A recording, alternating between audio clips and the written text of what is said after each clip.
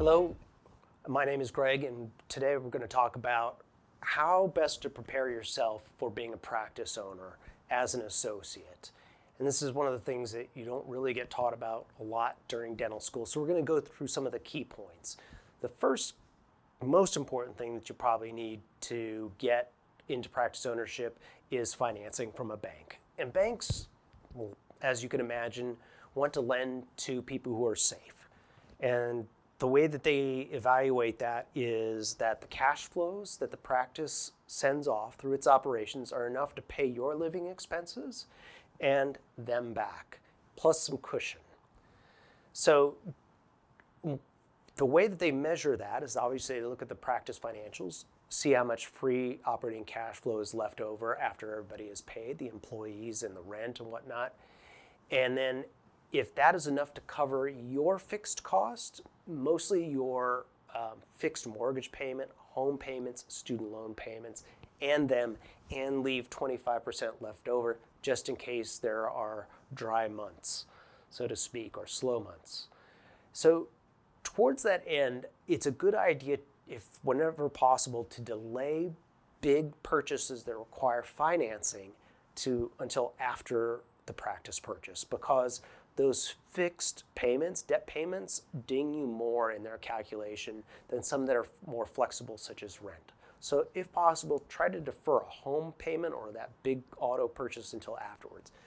Similarly, with student loan refinances, whereas it's a great idea if you can refinance out of a 6 to 7% student loan package into something that's around 3%, which is what's possible today, you probably want to delay that, even though it's going to save you money if you're on IBR, income-based repayment, which caps your payments at a lower rate than they would be if you refinanced and had to pay full boat as a part of a private loan, because under IBR, the government is picking up some of your interest or at least limiting your payment. So keeping that payment low is also going to make the bank's financing formula work. Next, banks are going to look at your FICO score, otherwise known as your credit score. There are 3 credit bureaus, United States, TransUnion, Equifax, and Experian, and they all report credit scores that are all more or less similar. It's called FICO score. At a minimum, banks will probably look for a 670, but it's best to have it significantly over 700 if you can. It's free to check your credit score, and I would recommend it for anyone doing it all the time. And there's a free app from the makers of TurboTax and QuickBooks. The company is called Intuit, and the app is called Mint, like the leaf.com. And you can have it on your phone, and it's a great thing for alerting to you if your credit score has changed or if there's been a new application for credit. Another free app and website is called creditkarma.com, and that checks 2 bureaus, and that's good to have as well, just to monitor your credit score. A few things that you can do to get your credit score up are obviously pay on time. That's 1. 2 is you want to have what's called low utilization of your available credit. It's kind of like your score goes up and lenders want you more the less you need them. In other words, it's better to have a $10,000 credit card with a 0% or $0 outstanding balance than have that thing maxed, because by having a 0 balance shows that you don't really need that card and they want you more, and that makes your credit score go up. Next, you want to have longevity in your credit history. That means that the length of your accounts from the time they've been open is as long as possible. So it's not always good just to open a card, get the airline points, and close that card, because it lowers your longevity score. Credit bureaus want to know that you're going to be on the hook paying them tons of interest for a long time, and that the length of that score shows it. The fourth main thing that affects your credit score is how many inquiries, and this goes back to the more you need them, the less they want you philosophy about credit. If you're going out and applying for a loan here and a credit card there and a house payment here, they're going to think you're desperate for money, and the lower your credit score is going to go.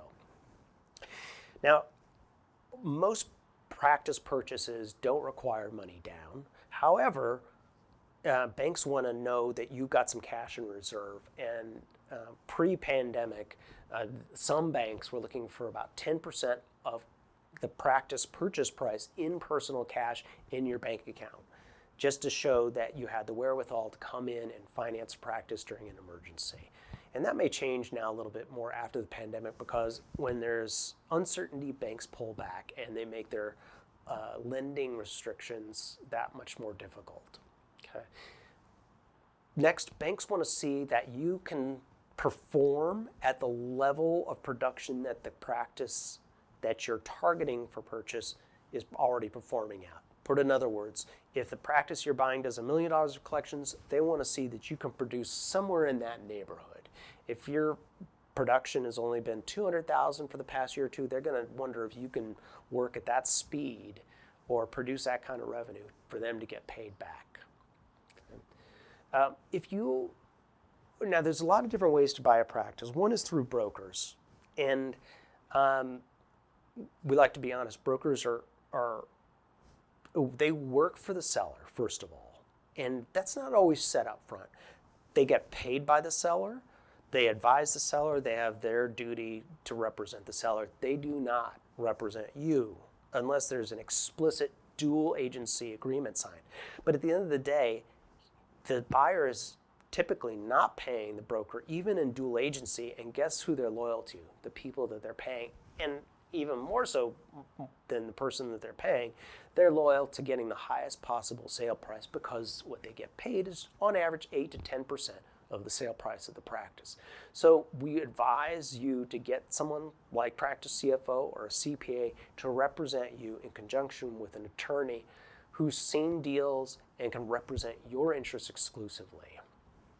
If you're looking to buy a practice, from a broker, there's going to be a lot of unknowns, kind of like a blind date. Sometimes, and we've been in situations where people will buy a practice and never have had step foot in it during operating hours. They've never met the patients, they've never met the staff, and it's a big unknown, and that's risky. The more ideal way, if possible, is to associate there. That eliminates a lot of that risk of the unknown.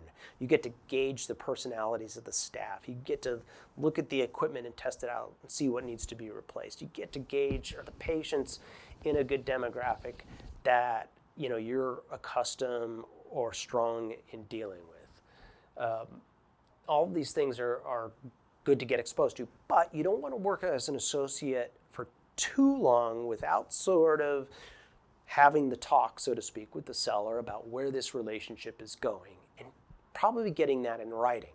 Oftentimes when sellers or more senior docs bring in an associate, it's with an eye on the exit in the future. And it's better within the first few months to have that talk. In all honesty, you probably want something of a promise ring, so to speak, early on. And the legal terminology for that is just a letter of understanding. And all it does is it outlines the points about when is this practice going to be sold? Is all of it going to be sold? How is the purchase price going to be calculated? What happens if this associate helps to double the value of the practice? Are they going to have to pay for what they've contributed? This should be ironed out. And then when the time comes closer to sell, that's when you will enter into a letter of intent, which should be drawn up by an attorney. It's only a couple of pages usually.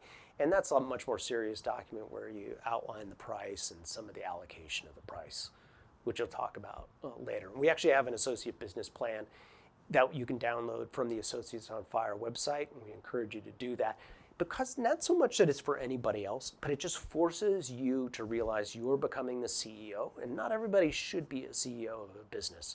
And what it's going to entail in terms of being the human resources director, being the marketing director, being, keeping a CFO accountable, even if it's a fractional CFO. And to think about, is the cash, how much cash do I need to live, get ahead, pay off my debts? One last piece of advice as you prepare yourself to become a practice owner is there's probably some tax savings, and please speak with your CPA about this. If you form yourself an LLC, depending on the state, or an S corporation. Different states have different requirements at about $175,000 of gross income. And the reason is because with a corporation, you can divide your income between a W-2 salary, you become an employee of your own company, or just net profit. Both streams of income, W-2 or net profit, are subject to income tax. No way around that. But only the W-2 is subject to Social Security and Medicare FICA tax, which, if you limit your W-2 to a reasonable amount, can limit your FICA tax. Because if you're just a sole proprietor, all of the income is taxable for both income tax and Social Security and Medicare. So having an S corporation is a great way to do that and limit that expense. And it also gives you a little bit of legal protection too, or separation of your personal assets from your business.